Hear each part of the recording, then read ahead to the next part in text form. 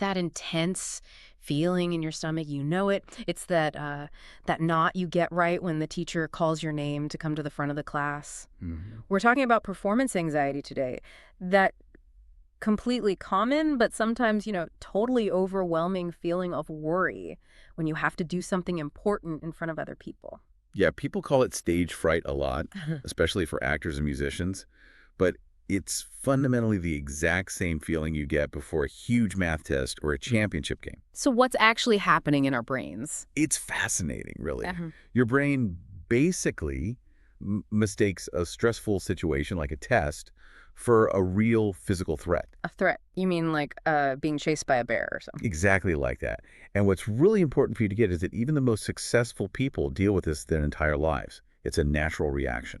So the goal isn't to get rid of it completely. Not at all. That's impossible. The Yes. goal is just to learn how to manage it, to use that energy so it helps you instead of, paralyzing you. Okay, let's break down the physical part of this.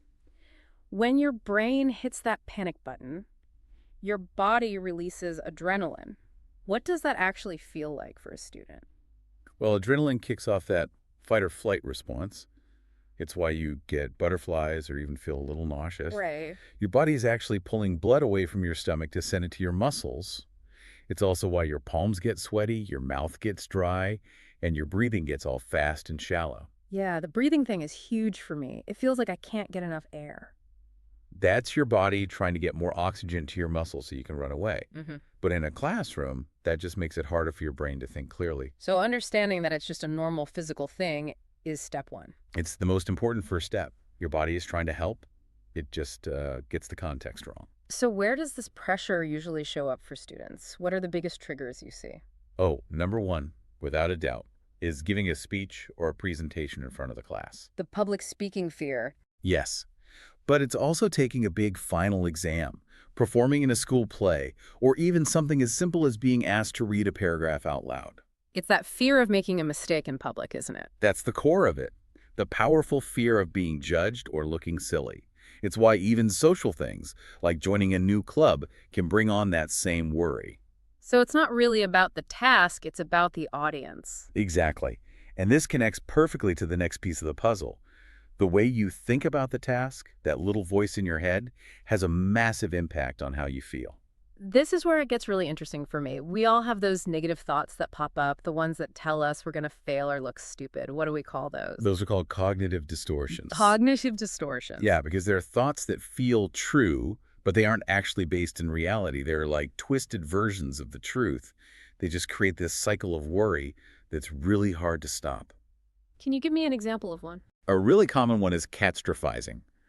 That's when you think a single small mistake is going to lead to absolute disaster.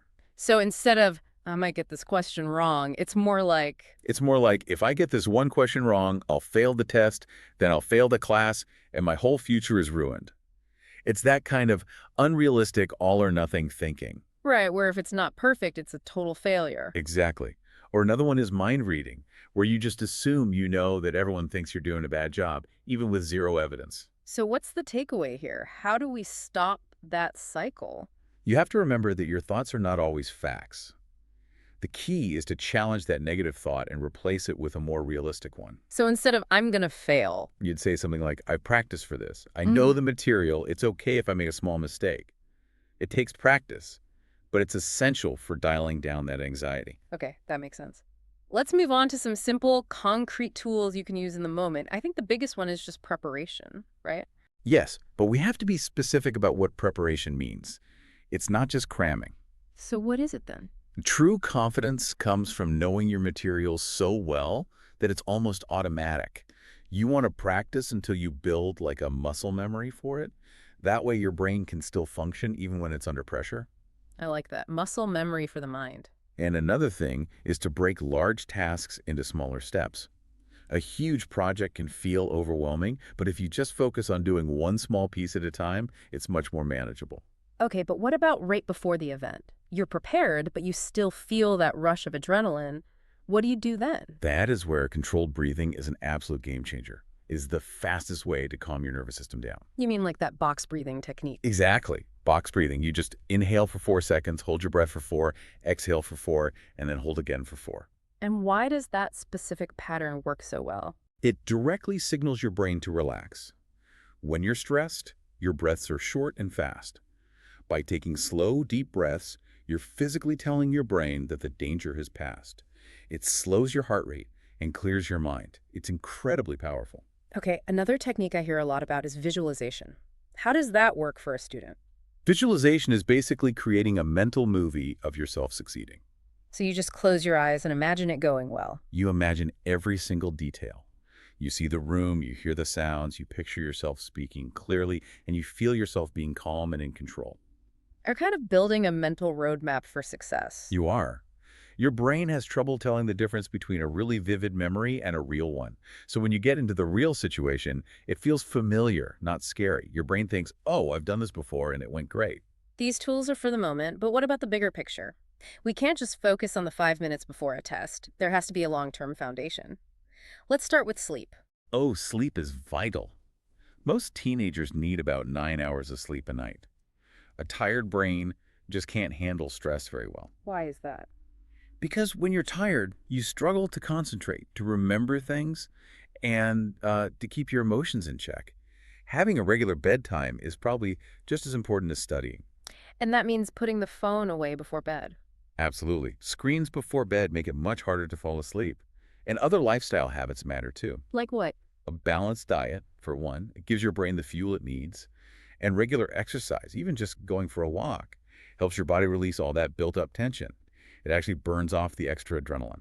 Okay, so let's talk about the elephant in the room. What happens if you try all this stuff, you prepare, you breathe, and you still mess up? That's a great question. Yeah. Because making a mistake is a normal part of learning. It's not a disaster. It's actually an opportunity An opportunity for what? to figure out what went wrong so you can fix it next time. The goal is progress, not perfection. Perfectionism is actually what causes a lot of this anxiety in the first place. You have to learn to bounce back. And finally, you don't have to go through this alone. No, absolutely not. That raises such an important point. Who can you talk to? A parent, a teacher, a school counselor. Any of them. Even just a friend you trust. Yeah. Talking about your fears makes them feel smaller and more manageable. Building that support system is a huge part of being successful and healthy. Keeping a positive outlook helps change how you experience these stressful events. Focus on your strengths and remember that this feeling, this anxiety, it's temporary. It will pass. You have the power to manage your thoughts and your body's reactions. So here's a final thought for you to take with you. If anxiety is just your brain mistaking an opportunity for a threat, how can you start reframing every test or presentation as a chance to show what you know instead of a chance to fail? Thinking about that might just change everything. Good luck with your studies.